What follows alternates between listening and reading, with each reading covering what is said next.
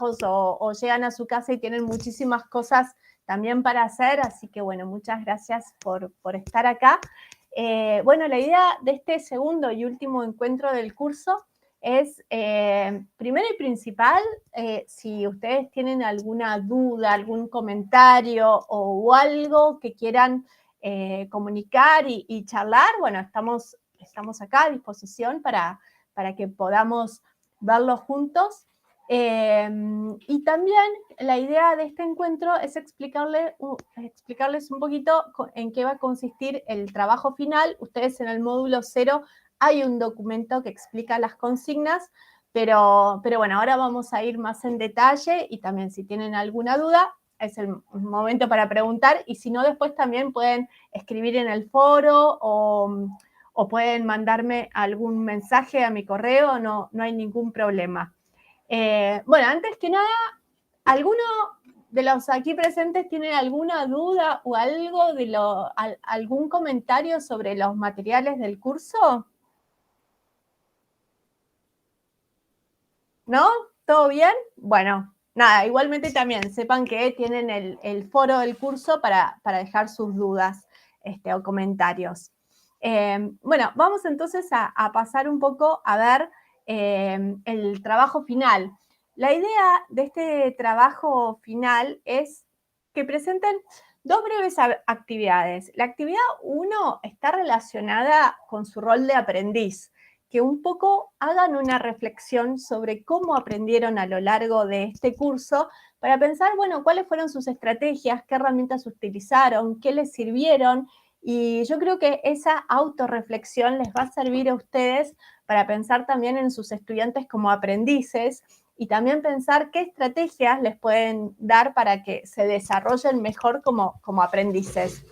La idea de esta actividad, que está presente, como les decía, en el módulo 0 del curso, es que, bueno, que lleven adelante una rutina de pensamiento que se llama 3-2-1 Puente y que la hagan tanto al arrancar el curso, en realidad antes de arrancar el curso, poniendo 3 ideas, 2 preguntas y una metáfora sobre los contenidos del curso y que la vuelvan a hacer al finalizar el curso y que a partir de esa comparación entre lo que hicieron al principio y lo que hicieron al final, piensen qué estrategias les resultaron más efectivas para aprender y qué se llevan de este curso para su práctica. Como decíamos, como justo estábamos conversando antes con una de las participantes, la realidad es que los materiales del curso están pensados para los diferentes niveles y entonces a veces tienen como bastantes enlaces y videos e ideas y cosas que no todo aplica a todos los docentes. Entonces, un poco el objetivo es que cada docente pueda armarse su propio recorrido e ir seleccionando aquellos materiales más pertinentes. No hace falta que vean y analicen todo, sino cada uno se va armando su propio recorrido de aprendizaje. Pero lo que es importante, me parece que es esta reflexión de ustedes como aprendices, ¿qué aprendieron del aprender a aprender? ¿No? Y qué aprendieron ustedes como estudiantes. Entonces, esa es una primera actividad, que es esta de la rutina de pensamiento, que es una reflexión individual. Y la segunda actividad, la idea es que pongan en práctica con sus estudiantes alguno de los contenidos del curso. Pueden pensar una actividad, una secuencia didáctica o toda una planificación, pero elijan uno de los objetivos. No hace falta que elijan todos en absoluto, concéntrense en uno. Uno de los objetivos puede ser relacionado con el módulo sobre entornos personales de aprendizaje, es que piensen en alguna actividad en la cual sus estudiantes desarrollen su propio entorno personal de aprendizaje. Otra actividad puede ser realizar una curaduría de contenidos y pensar cómo enseñarles a nuestros estudiantes a curar contenidos en los entornos digitales. Y la tercera, hablamos en uno de los módulos que es contra el copiar y pegar de la metodología SOLE, Self-Organized Learning Environment, por sus siglas en inglés, que refiere a una metodología de investigación a través de diversos sitios de internet. Y entonces, bueno, otra de las actividades puede ser pensar cómo organizarían una sesión SOLE en su escuela. El trabajo también puede ser, por ejemplo, si ustedes son coordinadores o tienen un rango directivo, también podría ser pensar un trabajo entre colegas, ¿no? Si ustedes no están a cargo de chicos, o incluso si son docentes a cargo de chicos y quieren pensar una actividad entre colegas, no hay ningún problema. Y acá podrían pensar, bueno, ¿cómo planificar una comunidad de práctica en mi escuela? ¿Cómo hacer para que el personal de la escuela conforme una comunidad de práctica y todos podamos aprender de los conocimientos de los demás? O también podría ser, bueno, ¿cómo planifico? Si yo quiero hacer un registro pedagógico, por ejemplo, de la enseñanza de búsquedas en Internet, bueno, ¿cómo planifico ese registro, esa documentación y registro pedagógico? ¿Qué es lo que voy a hacer? ¿Cómo voy a registrar? ¿Qué voy a registrar? ¿Con qué intencionalidad? Y esto está relacionado con el último módulo del curso que habla sobre el registro pedagógico para nosotros como docentes poder aprender de nuestras prácticas y poder mejorarlas. El trabajo final puede ser tanto individual como pueden también trabajar entre colegas, 2 o 3. Si el trabajo es individual, con un esbozo y un punteo de 3 actividades y al menos un recurso digital es suficiente. Si en el trabajo van a estar trabajando con otros colegas, lo conveniente es que hagan un detalle más profundo de las actividades y por lo menos elijan 5 actividades a desarrollar con sus estudiantes y 2 o 3 recursos digitales. ¿Sí? Así que bueno, eso sería un poco las consignas del trabajo final. En la plataforma ya está colgado un formulario que es el que tienen que utilizar para entregar el trabajo. Podrían entregar un solo documento aun cuando trabajen con otros docentes, tanto con la bitácora de un docente, la bitácora del otro docente y la propuesta en común de la actividad o secuencia didáctica. Lo que sí, al completar el formulario, por favor no se olviden de poner los nombres de los docentes y el correo electrónico de cada uno de ellos. Así podemos llevar el registro de quienes están participando en esa propuesta. Tienen tiempo hasta el 30 de septiembre y los materiales van a estar colgados en la plataforma hasta la primera semana de agosto, con lo cual también tienen todas las vacaciones de invierno si necesitan releer o acceder a algún material. Y como les decía antes, en el módulo 0 tienen el detalle de toda la información de las 2 actividades y de todas maneras pueden escribirme por el foro o escribirme a mi correo electrónico, que también está publicado en el módulo 0, si tienen alguna duda o consulta, ¿sí? ¿Alguien quiere hacer alguna pregunta o necesita alguna aclaración? ¿No? ¿Vamos bien? ¿Seguimos? Bueno, ahí Dani les puso igual en el chat del encuentro el enlace al formulario de entrega del trabajo, pero como les decía, también está publicado en la plataforma. Bueno, entonces, si no tienen más preguntas, vamos a seguir con nuestro recorrido de hoy. Yo les había pedido en el formulario de inscripción que pensaran 6 ideas que les hayan parecido clave en este recorrido de aprendizaje. Esta puede ser una actividad, es una actividad que vamos a hacer ahora, pero podría ser una actividad, por ejemplo, de evaluación para sus estudiantes o una actividad que los ayude a repasar algún contenido. La idea es que armen un hexágono y en cada una de las puntas pongan sus ideas clave. Yo armé el mío de algunos de los conceptos que me parecen más importantes en el curso y les voy a explicar por qué elegí estos conceptos. Bueno, a mí me gusta mucho el concepto del aprendizaje dialógico porque, bueno, creo realmente que aprendemos del intercambio con otros. Entonces, me parece buenísimo generar en nuestras instituciones y con nuestros alumnos diversas comunidades de aprendizaje y práctica para que podamos intercambiar conocimientos y aprender de los demás.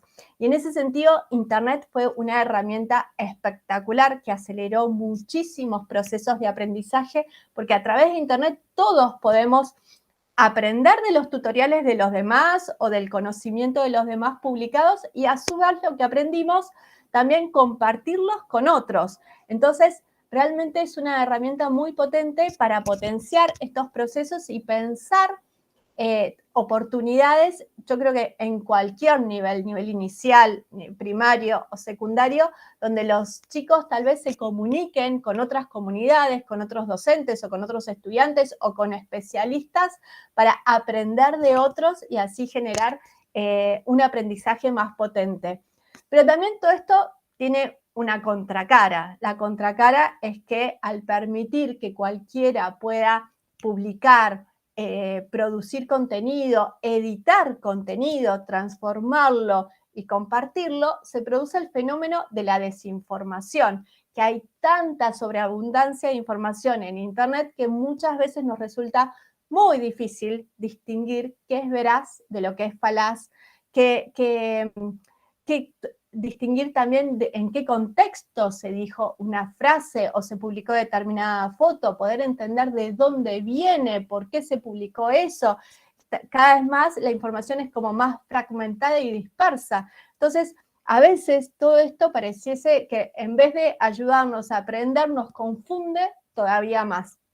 Y por eso resulta fundamental enseñarles a los chicos a curar contenidos. Y esto implica poder tener las habilidades para buscar, seleccionar y evaluar la información que encuentran en Internet. Y no solamente los estudiantes, sino que nosotros como docentes también tenemos que hacer esa curaduría para poder seleccionar recursos y materiales para presentar a nuestros alumnos y enseñarles a ellos estas estrategias para poder validar la información.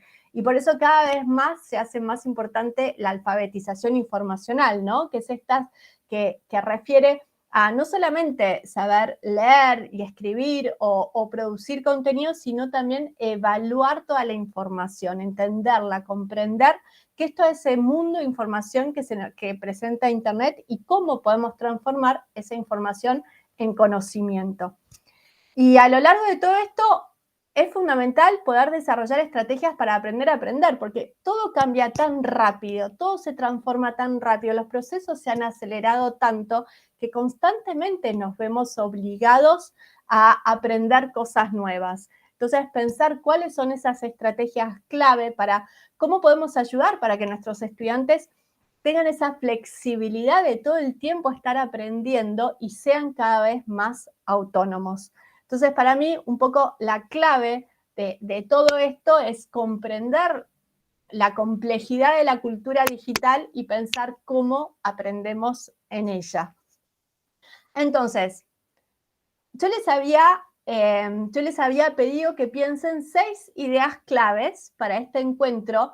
Los invito, les dejo, por ahí 3 minutos es poquito, 5 minutos, para que cada uno arme su hexágono de ideas claves y después los voy a invitar y los invito a participar para que ustedes me cuenten cuáles son esas ideas y por qué las eligieron. Así que, si les parece bien, les dejo a partir de ahora 5 minutos para hacer este ejercicio, ¿sí? Bueno, si quieren compartir sus hexágonos, ¿quién se anima? ¿Estén terminados o no? Hasta donde hayan llegado.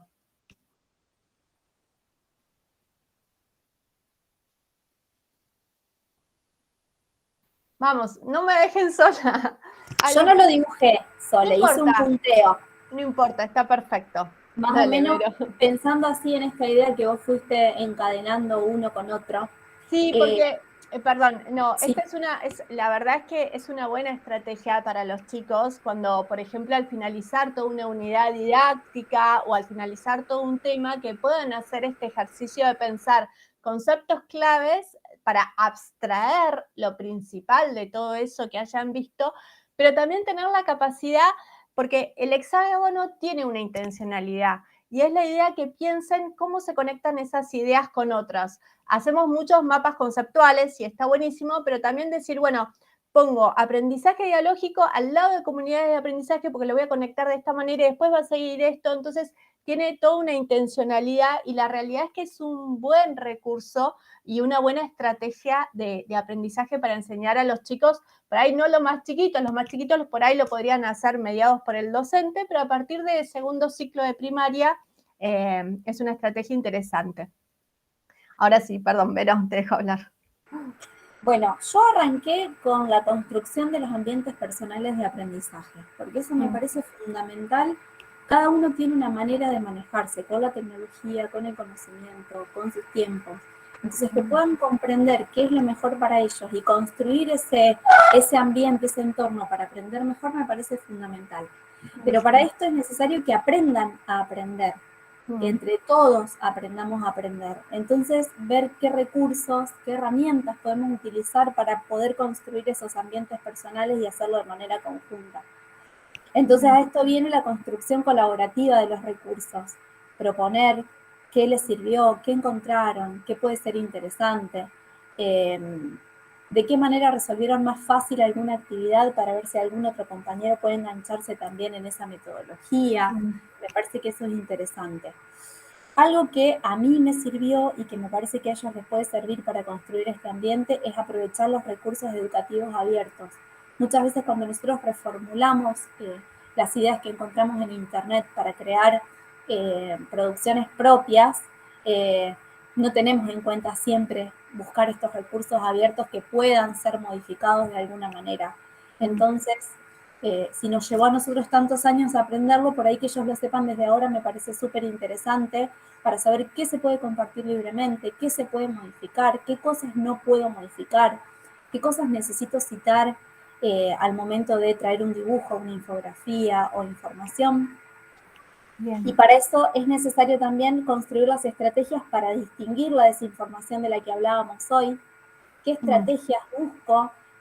Lo de chequeado.com me pareció buenísimo, el jueguito que propone de ver los titulares de las noticias, entonces poder hacerlo con ellos también como para ir encontrando cuáles son las pistas que me llevan a buscar información que sea fiel o que tenga contenidos que me sirvan. Y por último, esto de construir la información en conocimiento. Bueno, con todo esto que hago, ¿de qué manera le doy una vuelta? ¿Cómo lo vuelvo a presentar? ¿Cómo me apropio de todo este contenido que encontré para que ese aprendizaje sea realmente significativo? Bien, genial. Muchísimas gracias. ¿A alguno le gustaría agregar algún concepto o alguna idea a todo lo que acaba de decir Vero? ¿No?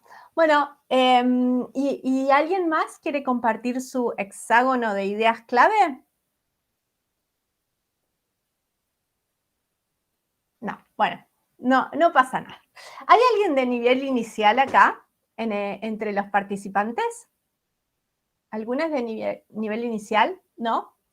Bueno, yo sé que los contenidos de este curso tal vez son más difíciles para pensar a partir de nivel inicial porque son muy chiquititos, ni siquiera tienen desarrollada la lectoescritura, pero sin embargo hay algunas cosas que podemos hacer para que los chicos se vayan apropiando de estrategias de búsqueda y de esto, de la importancia de aprender con otros, desde videollamadas, no sé, videollamadas a un padre, a un bombero, a algún especialista que estén sobre algo que estén estudiando, y videollamadas entre escuelas, entre grupos, esas me parece que son actividades súper ricas y también para los más chiquitos parece como muy abstracto el tema de la búsqueda de información, pero la realidad es que cada vez que surge una duda en el aula, siempre recurrimos a Google. Entonces, en ese recurrir a Google podemos ir generando como ciertos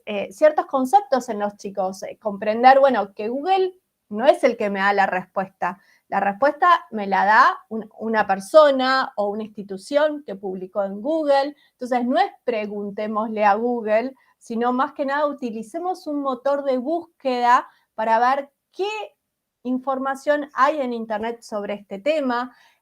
Veamos, bueno, empecemos a pensar si vamos a buscar algo, cuáles son las palabras clave. Y esto sí pueden hacer chicos de sala de 5. Bueno, si queremos averiguar, no sé, ¿Cuál es la diferencia entre víboras y serpientes? Bueno, ¿cuáles serían las palabras clave que tendría que poner en la cajita de búsqueda o en el buscador? Busquemos a través de diferentes formatos y con ellos ir trabajando y distinguiendo, bueno, cuándo es un sitio web, cuándo es un video, cuándo es un audio, cuándo es un libro, cuándo es de un diario, un medio digital. Entonces hay diversas cosas que se pueden ir para ir generando estas habilidades incluso desde nivel inicial. Pero para mí un tema clave y una de las dificultades más grandes de la cultura digital es la información y cómo nos informamos hoy. Si pensamos de qué manera nos informamos hoy, ustedes piensen cómo en su día a día, cómo reciben información, cómo se informan, ya sea para su práctica docentes o como ciudadanos, ¿no? Para saber, para comprender el mundo y el país en el que estamos viviendo. ¿Cómo se informan? ¿Qué usan? ¿Qué medios usan? ¿Qué entornos? ¿Qué criterios? ¿Siguen comprando el diario? ¿Escuchan la radio? ¿Qué es lo que hacen? Los invito a abrir los micrófonos.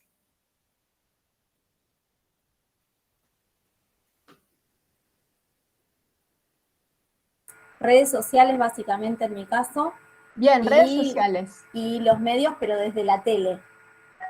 Okay. No diarios, no radio o muy poca. Bien. ¿Alguien más usa alguna otra estrategia? ¿Algún otro medio? ¿No? Pero la verdad que es muy llamativo cómo las redes sociales hoy por hoy pasaron a ser como los medios principales de información para gran parte de las personas. Y en ese sentido es fundamental comprender cómo funcionan los algoritmos. ¿Por qué mi red social me muestra determinadas noticias y si yo veo la red social del de al lado, seguramente le muestre otras noticias? Y esto es muy peligroso para la ciudadanía, para la democracia, porque si no comprendemos por qué estoy viendo esa información y me quedo solamente con lo que me muestra la red social, puede haber una gran parte de información que no me esté llegando. Y generalmente los algoritmos se basan en mis búsquedas anteriores, mis preferencias, con quién me contacto, quién es mi círculo, quién es mi red. Y entonces me van a tender a mostrarme cosas que coinciden con mi opinión, cosas que coinciden con mis intereses, y entonces realmente van a sesgar mucho mi opinión y mis ideas. Por eso me parece fundamental enseñar a nuestros estudiantes y nosotros practicar el tratar de encontrar diversidad de fuentes de información y decir, bueno, ok, esto me lo dijo una red social, a ver, voy a chequear con otro medio, voy a chequear buscando en otro buscador que no sea Google. Hay un montón de buscadores y hay buscadores, hay uno, por ejemplo, que se llama DuckDuckGo, que no se basa en algoritmos, no funciona con algoritmos. Entonces, lo que me va a mostrar va a ser lo que sus algoritmos le digan que es la respuesta más adecuada a lo que yo tipié en la barra de búsqueda, pero no vas a ver nada de mis búsquedas anteriores. Esto, por un lado, también tiene algunos temas. Por ejemplo, yo en un momento quise empezar a usarlo y me daba cuenta que nunca llegaba a la información que realmente quería, porque como no tenía mi perfil de antes, esto siempre me mostraba tanta información que yo pasaba horas viendo dónde estaba lo que realmente quería. En cambio, en Google, ponga lo que ponga, en 2 segundos llego al resultado que quiero. Entonces también hay que discriminar, bueno, hay momentos donde está buenísimo que los algoritmos me muestren ciertas cosas porque me simplifica mucho mi día a día, pero cuando hablamos de informarnos, de mantenernos informados, de entender que hay una diversidad de opiniones, también es importante a veces salirnos de esos algoritmos y buscar otras estrategias. ¿Cómo les parece que se informan nuestros estudiantes? Bueno, yo los voy a invitar, es una encuesta muy rápida.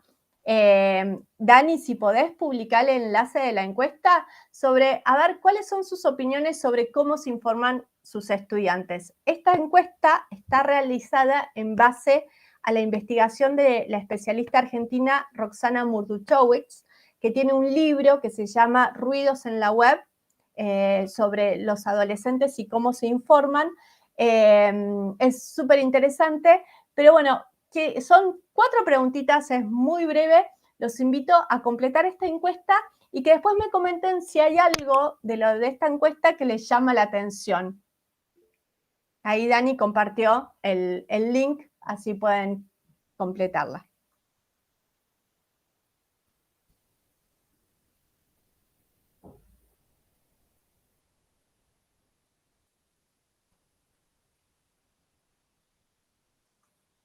A medida que cuando terminen la encuesta, pongan la manito, levanten la manito ahí del Meet, así ya sé que terminaron.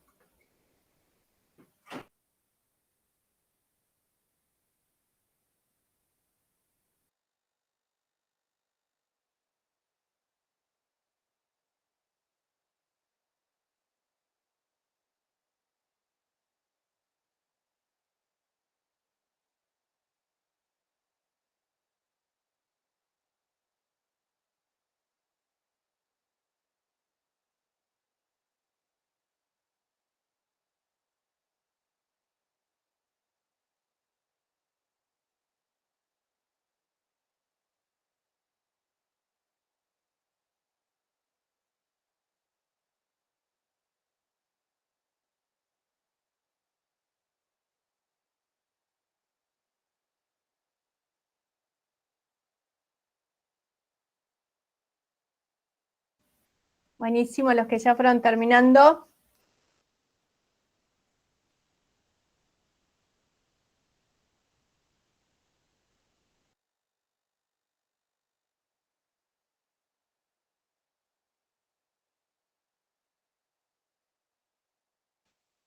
Bueno, ¿hay algo que les llamó la atención sobre esta encuesta? ¿O eran resultados que esperaban? ¿Era información que ya se imaginaban? Era bastante esperable, me parece. Era esperable, ¿no?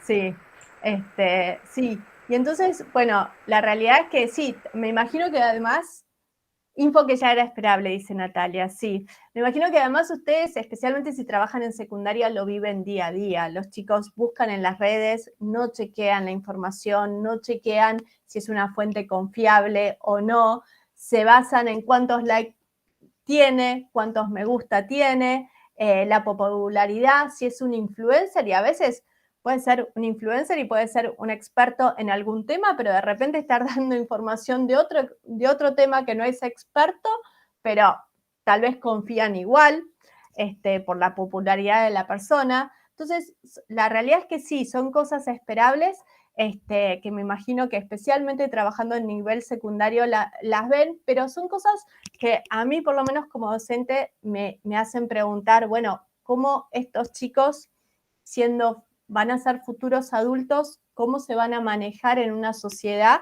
si realmente no están bien informados y si no saben cómo informarse adecuadamente? Y eso nos pone a nosotros como docentes en una tarea y una responsabilidad enorme.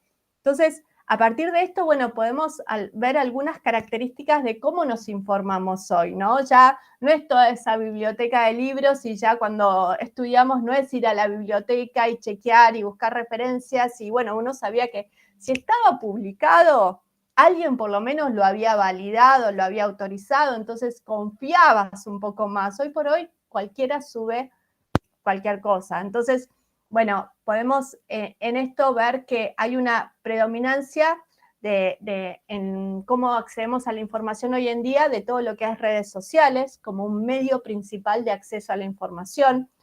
Hay también un consumo incidental. ¿Qué significa esto? Que tal vez vos no buscaste informarte sobre tal tema, pero fuiste haciendo clic en un sitio, clic en otro y caíste, terminaste en esa información y bueno, y la leíste y recibiste información sobre eso.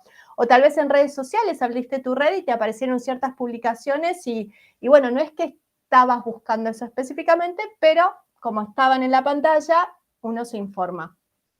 Entonces, Y entonces que muchas veces esta información nos llega no con el fin de querernos informar, sino incidentalmente. También esto que hablamos de la horizontalización de la producción, los contenidos informativos y los mensajes pueden ser producidos por cualquiera y no solamente los medios de comunicación tradicionales. Entonces se multiplican las fuentes y podemos, y hay una gran dificultad de identificar también quién fue el autor de ese contenido originalmente. ¿Nunca les pasó que buscan una información y que aparece exactamente el mismo texto en muchas páginas diferentes? ¿Eso qué significa? ¿Que la información está validada? No, sino que muchas páginas hicieron copy-paste y bueno, y está ahí, pero ¿y cómo sé de dónde salió la información original? ¿Quién escribió esa primera información? Y entonces esto también es algo para enseñar a nuestros estudiantes, que estén muchas páginas, si no puedo identificar quién fue el autor original y en qué se basó, no me sirve. Después también la hipertextualidad, ¿no? Que es esto de leer, pero leer a través de diferentes nodos que se van conectando entre sí y diferentes, si leemos Wikipedia y podemos estar leyendo un artículo y vamos a ver que hay como muchas palabras que resaltadas y que si hacemos clic ahí nos lleva a la información de esas otras cosas. Entonces, todo el entorno de Internet se maneja por la hipertextualidad, estos nodos conectados entre sí que forman diferentes redes. Y esto hace también a un modo diferente de leer, que es más fragmentado, lecturas más veloces, hacemos como un paneo y vemos un poco a ver si nos interesa o no. Leemos simultáneamente varias cosas porque vamos de una pantalla a la otra, leemos cosas superpuestas y también una información mucho más visual. Yo no estoy diciendo que nada de esto sea o bueno o malo, ¿no? Simplemente es para entender y comprender, bueno, cómo nos informamos, cómo leemos hoy en día y tenerlo en cuenta a la hora de pensar nuestras clases. Y también lo que hablábamos antes, toda esta sobreabundancia de información y que a veces está desordenada y descontextualizada incluso. Las noticias aparecen en redes sociales y muchas veces son parciales en el contenido, no aparece la noticia completa.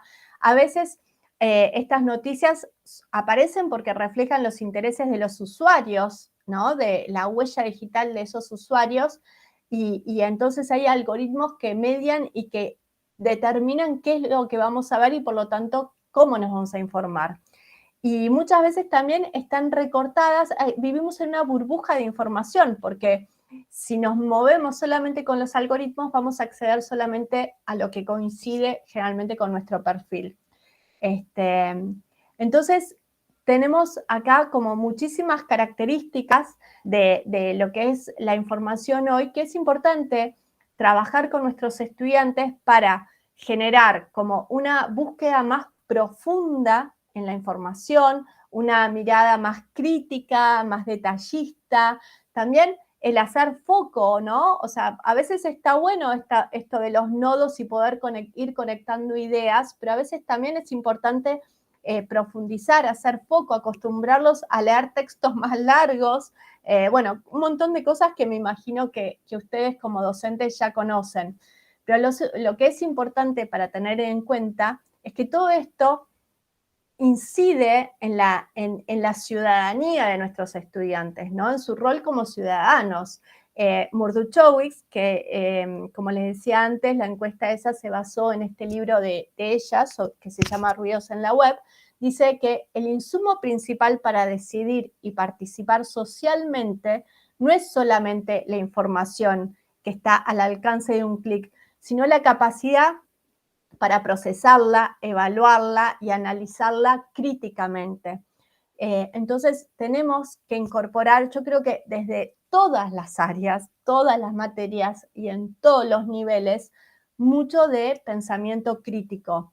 Y algunos elementos claves sobre la alfabetización informacional, entendemos a la alfabetización informacional como el generar las capacidades y competencias para empoderar a las personas a poder buscar, evaluar, utilizar y crear información, ¿sí? Con cualquier fin, con fines personales, sociales, educativos, cívicos. Entonces, poder tener esas capacidades. Y para eso las personas deben poder definir y articular, bueno, ¿qué quiero buscar y dónde lo busco? ¿Cómo organizo esa información que encontré? ¿Cómo la uso de una manera ética y atendiendo a las licencias y los derechos de autor? ¿Cómo la comunico? Y también cómo la evalúo para poder determinar si realmente es una información veraz o no. Entonces, también es importante, súper importante, ir incorporando estas estrategias. Y para finalizar, bueno, quería preguntarles a ustedes cómo, ¿no? Como educadores, cómo a lo largo del nivel educativo en el que enseñan pueden generar criterios para la búsqueda, selección y validación de la información. ¿Qué actividades se les ocurren o de qué manera ya lo están trabajando? Así que los invito a comentar y que charlemos un poco sobre, bueno, qué tipo de actividades se están desarrollando en el aula. A lo largo del curso hay algunas estrategias, hay algunas ideas, pero bueno, la idea era que ustedes me cuenten un poco más sobre, bueno, cómo trabajan estos temas en el aula y poder ir discutiéndolos juntos. Así que invito a abrir el micrófono a quien quiera.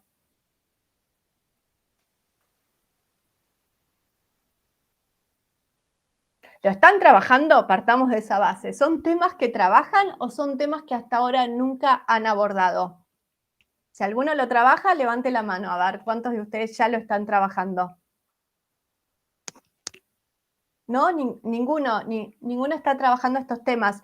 ¿Les parece pertinente comenzar a trabajarlos e introducirlos? Sí, es súper importante, me parece. En mi caso, nunca desarrollé criterios de búsqueda como para trabajarlo más en profundidad. Sí, lo que hago es, dentro de un tema, darle yo un listado de sitios que son confiables para que ellos accedan, pero nunca dejé libremente la capacidad y analizamos los criterios. Bueno, Vero, ahí lo que te podría sugerir es por ahí empezar por etapas, porque realmente es un tema súper complejo, no es fácil. Por ahí una primera etapa sea que vos les expliques por qué elegiste esos sitios. ¿Por qué esos sitios y no otros? Y entonces, uno por uno, o que primero piensen ellos, ¿por qué vos elegiste estos sitios? A ver, primero, ¿qué te dicen ellos? Y después ir mostrándoles en cada uno, miren, por ejemplo, no sé qué sitios serán, pero bueno, miren, este sitio pertenece a tal institución, que yo sé, si la googleo en Google Scholar, me aparece que es una institución reconocida, o este sitio es de tal autor, que fíjense, tiene estas otras publicaciones. Miren, este sitio está actualizado, fíjense que acá aparece la fecha de las publicaciones. Este sitio, si yo contrasto esta información con tal otro sitio, es una información que puedo ver que es veraz porque es la misma información que figura en tales otros lados y que en todos estos lados tengo referencias, bibliografía de que son fuentes confiables. Entonces, yo te diría que una primera estrategia es que vos les cuentes a ellos cuáles son tus estrategias de búsqueda y de selección. ¿Por qué vos seleccionaste esos sitios? Después, otra cosa que podrías hacer para complejizarlo es la siguiente vez que ellos busquen por su cuenta un sitio para sumar a los que vos ya propusiste. Entonces, que ellos indaguen y digan, bueno, a ver, a esta lista de sitios confiables de Vero, bueno, le sumamos tal otro. ¿Y por qué? Y que te justifiquen por qué eligieron ese sitio. Otra estrategia puede ser que entre los sitios confiables les pongas uno que no es confiable o varios que no son confiables y que ellos tengan que discriminar cuáles son los confiables y no y por qué. Y así de a poco, en un paso a paso, y después, bueno, otra estrategia de que cada grupo haga una curaduría de sitios relevantes de tal temática y que digan por qué, y una curaduría colaborativa. Podrías armar como una planilla de cálculo o en un Paltrees o en un Padlet y que cada grupo, por ejemplo, o cada pareja propone un sitio diferente y explica por qué eligieron ese sitio y después hacer una validación en conjunto de todos los sitios, sacar si hay alguno que no parece apropiado y cuando ya tienen la selección de todos esos mejores sitios, bueno, que realicen un trabajo de investigación basados en esos sitios que eligieron colaborativamente entre todos. Así que bueno, esa podría ser una estrategia. Pero bueno, la realidad es que sí, para mí son temáticas fundamentales. ¿Alguien más quiere comentar cómo está trabajando estos temas o si alguna vez se animó o alguna pregunta? ¿No? Bueno, somos poquitos hoy. Bueno, nada, como les decía, para mí es una de las claves de poder ser buenos aprendices hoy en día y es fundamental. Y en este sentido, es importante que los chicos enseñarles a utilizar diferentes fuentes, que no sea todo Google, sino que puedan buscar en otros buscadores diferentes para ver qué les aparece, qué hay en otros lugares, distinguir las direcciones web, poder comprender la dirección web y así poder distinguir diferentes tipos de sitios, diferentes instituciones que avalan esos sitios, si son sitios comerciales, educativos, gubernamentales. Google Scholar es una gran herramienta que ayuda a validar la información, a investigar sobre ese autor, poder para un trabajo, poder reconocer y utilizar diferentes fuentes para poder chequear la información. También otra estrategia podría ser darles un párrafo y que ellos a través de sitios de internet tengan que validar si ese párrafo es veraz o es falaz o qué punto de vista tiene ese párrafo, ¿no? Y realizar a partir de un párrafo con contenido una investigación con sitios que puedan validar o refutar esa información, por ejemplo. También ayudarlos a identificar fuentes oficiales o expertos en un tema, ¿no? O sea, por ejemplo, yo podría decir, bueno, si vamos a hablar sobre educación, bueno, googleen a ver qué está diciendo Mariana Maggio, Melina Furman, no sé, Alex Rivas, y entonces ir identificando para cada una de esas materias cuáles son esos organismos oficiales o esas personas que son referentes en el área y que entonces sabemos que podemos confiar no solamente en lo que dicen, sino tal vez en sus recomendaciones, ¿no? O sea, ¿a quién recomienda tal persona para investigar sobre tal tema? ¿O qué libros recomienda? Y entonces ahí también sabemos que tenemos como materiales y fuentes ya curados por especialistas y que entonces nos pueden servir para nuestros trabajos.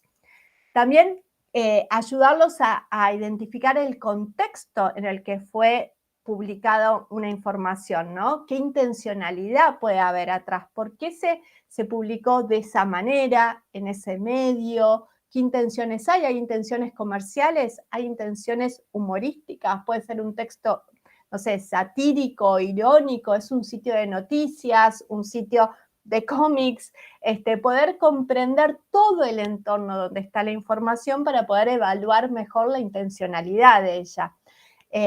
Evaluar si tiene fecha de publicación, si está actualizado el sitio.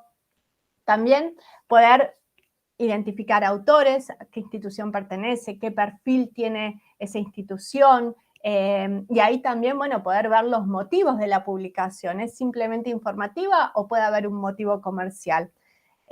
También, bueno, esto que decíamos antes, de distinguir diferentes tipos de buscadores y sitios web. Y también hay una metáfora que me gusta a mí, que es la de tirar del hilo. A veces parece un mar de información tan grande internet que nos parece re difícil y que no sabemos ni por dónde empezar. Pero de repente, esto que yo decía antes de, bueno, si sabemos que un sitio, un organismo es confiable en ese tema, o si sabemos que tal persona es confiable en ese tema, o si de repente encontramos un sitio que es muy bueno en ese tema, bueno, ¿qué referencias hay? ¿Qué otros autores sugiere ese sitio o esa persona?